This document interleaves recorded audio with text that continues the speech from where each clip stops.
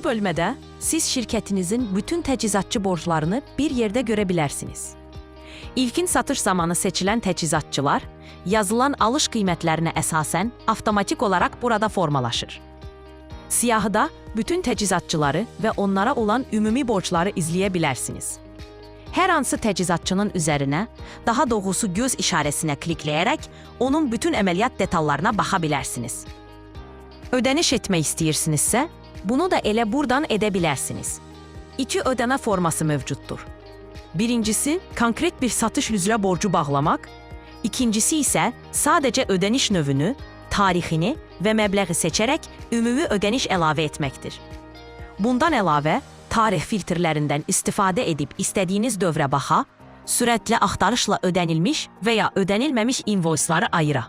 Siyahını Excel-ə ixrac edə və genişlənmiş axtarışda çekin və ödəniş tarixlərinə görə süzgəcdən keçirə bilərsiniz. Kreditor borclar bölməsi yalnız təchizatçılar üçün deyil, bütün xərclərinizi, geri qaytarmaları, kreditləri, avans ödənişlərini və digər borclarınızı idarə edə biləcəyiniz əsas maliyyə menyusudur. Səhifənin sonunda isə sizin bütün borc məbləğləriniz həm ayrıca, həm də ümumi cəmdə göstərilir. Yəni, siz hər an ümumi vəziyyəti görə bilərsiniz.